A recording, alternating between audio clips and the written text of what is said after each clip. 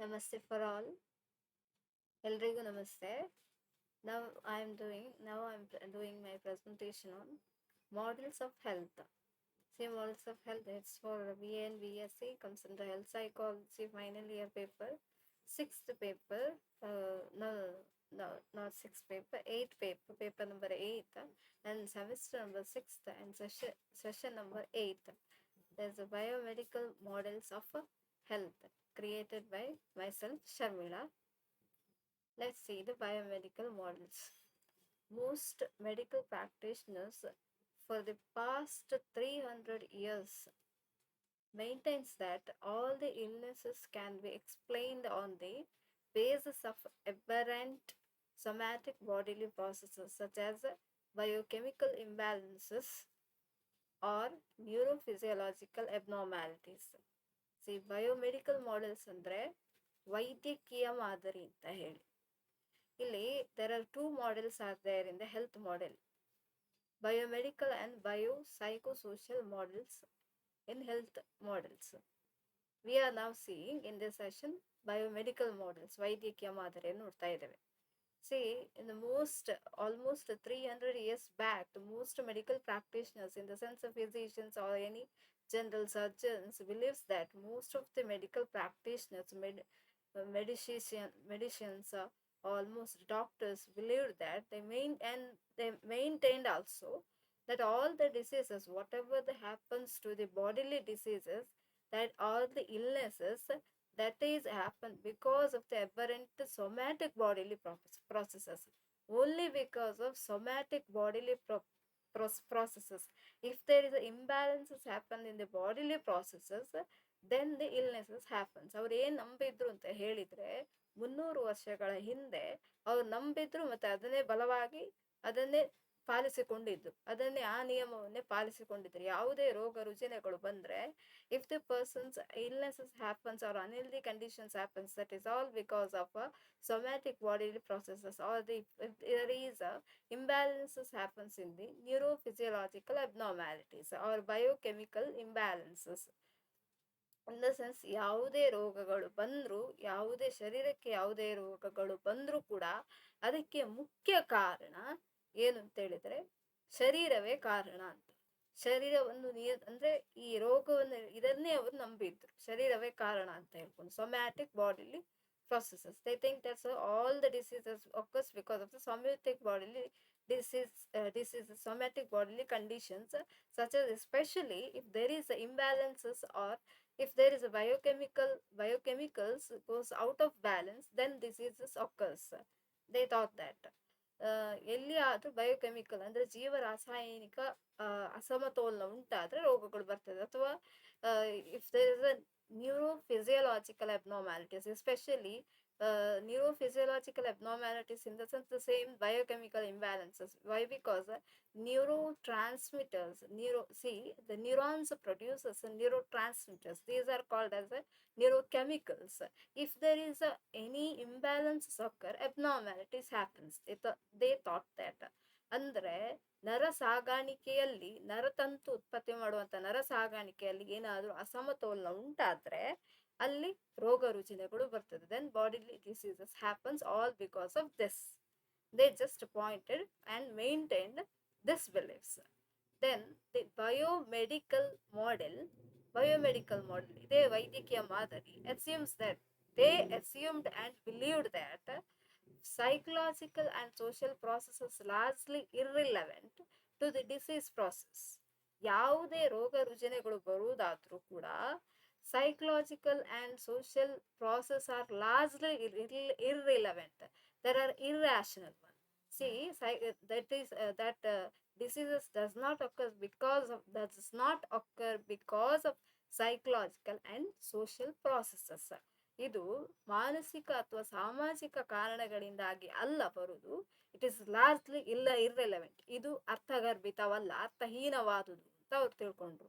ಯಾವುದು ರೋಗ ಬರುವುದು ಮಾನಸಿಕವಾಗಿ ಮತ್ತು ಸಾಮಾಜಿಕವಾಗಿರುವುದು ಅಲ್ಲವೇ ಅಲ್ಲ ಅಂತ ತಿಳ್ಕೊಂಡಿದ್ರು ಅವರು. ಇದು ಅರ್ಥವಿಲ್ಲದು. ಇದು ಬರೀ ರೋಗಗಳು ಬರೋದು, the diseases occur only because of the bodily factors. ರೋಗ ಬರುವುದು ದೇಹದಿಂದಾಗಿ, ದೇಹದ ಇಂಬ್ಯಾಲೆನ್ಸಸ್ ಇಂದಾಗಿ ಅಂತ. then the biomedical model has undeniable in the sense ಕೆಲವೊಂದು ನಿರಾಕರಿಸಿದ್ರು benefits for studying some diseases. See, the biomedical model has undeniable benefits for studying some diseases and has several potential liabilities. There are some potential liabilities. It is not suited for all the conditions. Biomedical models. Why? Because biomedical model ಕೆಲವೊಂದೊಂದು ರೋಗವನ್ನು ನಿರಾಕರಿಸಿತ್ತು ಮತ್ತು ಕೆಲವೊಂದೊಂದು ವೈದ್ಯರು ಕೂಡ ಇದನ್ನು ನಿರಾಕರಿಸಿದ್ರು.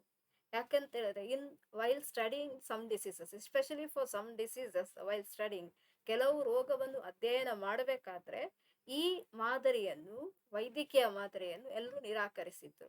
And several potential liabilities, ಇದಕ್ಕೆ ಕೆಲವು ಸಾಮರ್ಥ್ಯವೂ ಇರಲಿಲ್ಲ. ಇದರಲ್ಲಿ ಹಲವಾರು ಸಮಸ್ಯೆಗಳು ಕೂಡ ಇತ್ತು ಈ ಮಾದರಿಯಲ್ಲಿ. First, it is a reductionistic model. As it is reductionistic ಅಂದ್ರೆ ರೆಡ್ಯೂಸಿಂಗ್ ಮಾಡೆಲ್ ಅಂದ್ರೆ ಏನು? ಸಣ್ಣದಾದ ಕಿರಿದಾದ ಮಾದರಿ ಅಂತ. It is a very small model. So it is just focusing on the bodily factors. It reduces the illness to low level processes, to a low level processes. In the sense, it reduces the illness to a low level processes. Illness only because of happens because of the biochemical imbalances, or because of the, if there is a balances occurs in the bodily factors. So low level processes ಅಂದರೆ ಇಲ್ಲಿ ರೋಗಗಳು ಬರೋದು ಬರೀ ಸಣ್ಣ ಸಮಸ್ಯೆಗಳು ಶರೀರದಲ್ಲಿ ಆದರೆ ಅಂತ ತಿಳ್ಕೊಂಡಿದ್ರು. ಸಣ್ಣ ಸಮಸ್ಯೆಗಳಾದರೆ ಸಚ್ ಆಸ್ ಡಿಸಾರ್ಡರ್ಡ್ ಸೆಲ್ಸ್. ನಮ್ಮ in the sense cells, there are two kind of cells are there, endocrine and ductless glands and duct glands, endocrine glands also there. ಸಲಾಳ ಗ್ರಂಥಿಗಳು ಮತ್ತು ನಿರ್ನಾಳ ಗ್ರಂಥಿಗಳು. ಈ ಗ್ರಂಥಿಗಳಲ್ಲಿ ಏನಾದರೂ ಅಸಮತೋಲನ ಉಂಟಾದರೆ, if there is imbalances occurs in the duct and ductless glands, and there is a hormonal imbalance because these cells are produced as the hormones. If there is a hormonal imbalances happens, then diseases occurs. They thought that is the reason why it is a reductionistic model. Just they are focusing on the chemical imbalances. Once again I am telling, see, already I have told you about the neurotransmitter imbalances.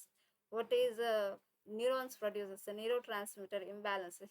If there is a neurotransmitter goes out of balance, then diseases occurs. Rather than recognizing the role of more general social and psychological process, rather than they didn't focus on, or they didn't recognize the general social and psychological processes. They just give up these processes.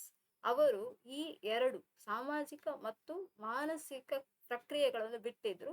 ರೋಗ ಬರುವುದು ಏನಿದ್ರು ಶರೀರದಲ್ಲಿ ಸನಾಳ ಮತ್ತು ನಿರ್ನಾಳ ಗ್ರಂಥಿಯಲ್ಲಿ ಉತ್ಪತ್ತಿಯಾಗುವಂತಹ ಹಾರ್ಮೋನುಗಳು ಅಥವಾ ಅಂತಃಸ್ರಾವಗಳ ಅಸಮತೋಲನದಿಂದ ಮತ್ತು ಜೀವರಾಸಾಯನಿಕ ಅಸಮತೋಲನದಿಂದ ಅಂತ ತಿಳ್ಕೊಂಡಿದ್ರು. ಮತ್ತು ಇದು ಬರೀ ಕಿರಿದಾದ ಮಾದರಿ, ಅದರಿಂದಾಗಿ ಇದನ್ನು ಬಿಟ್ಟಿದ್ರು.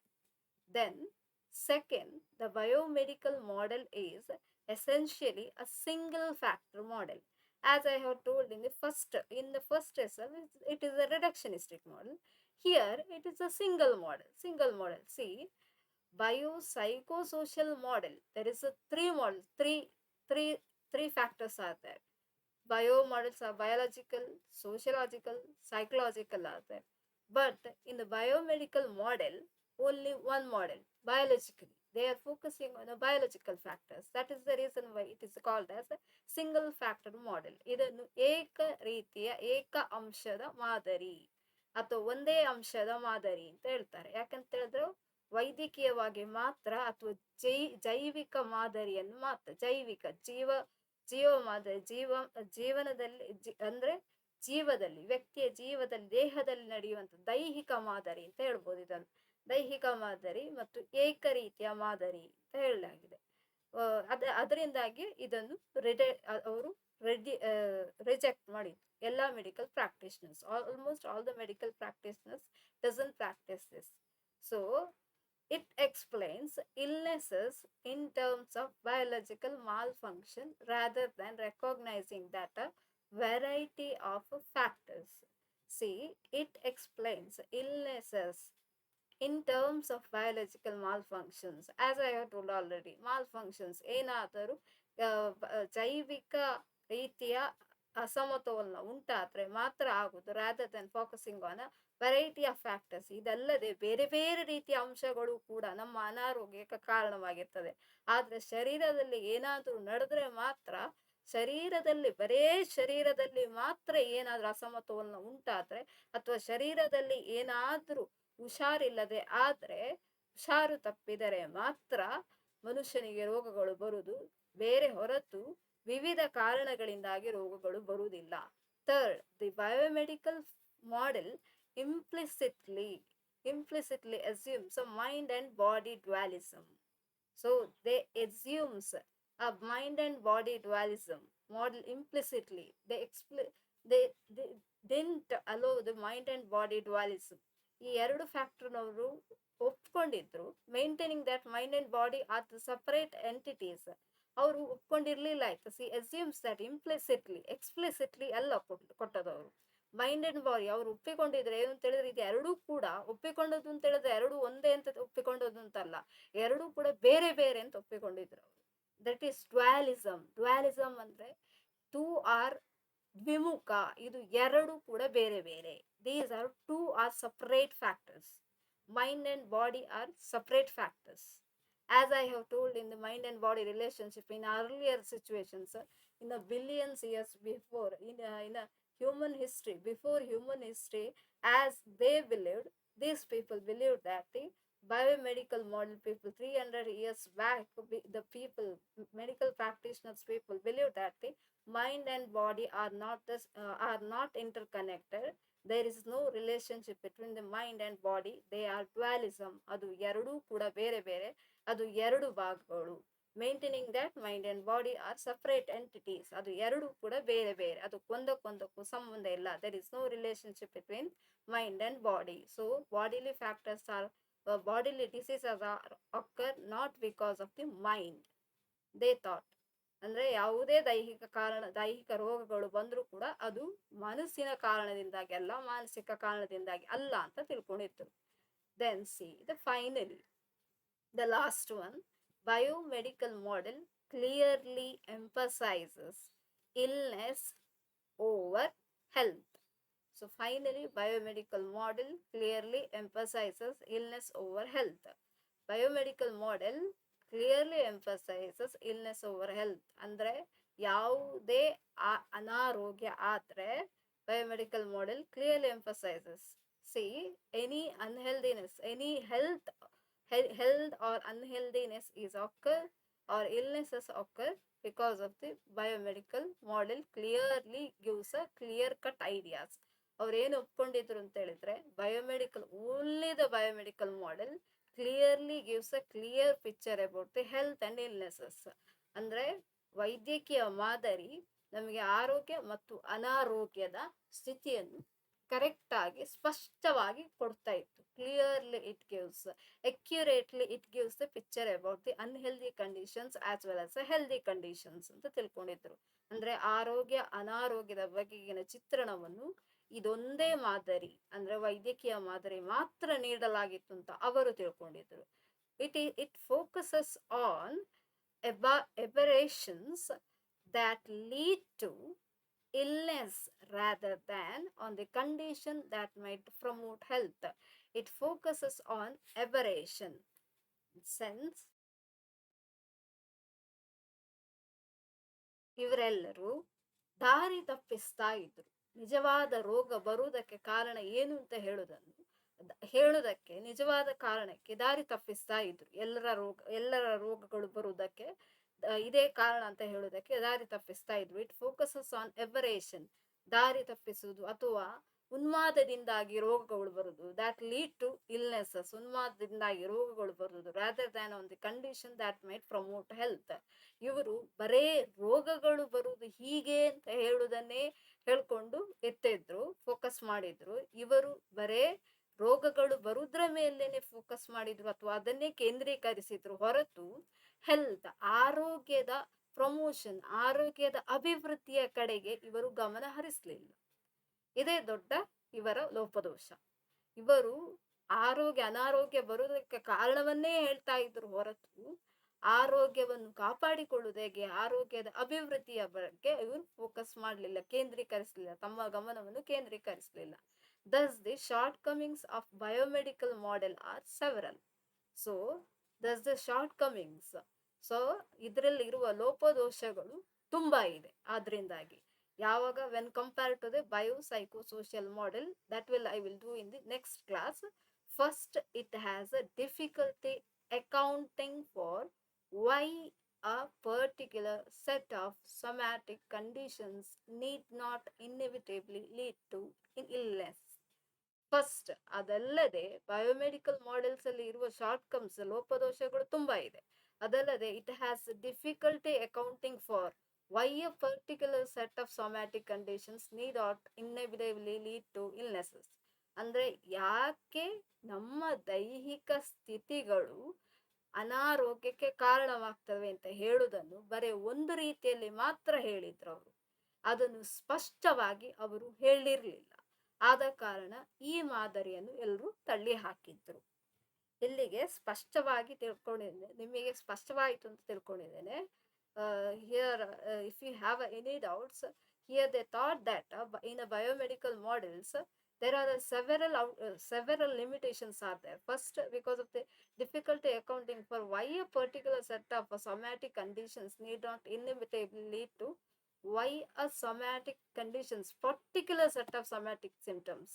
See, they know somatic symptoms is a somatic conditions leads to illness. They didn't focus on what a particular somatic conditions lead to illnesses.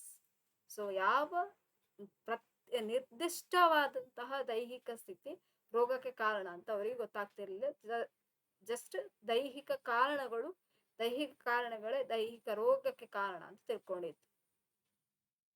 I will stop by here itself my presentation. Thank you for all. If you have any doubts, just put it in a WhatsApp group box. Thank you for all.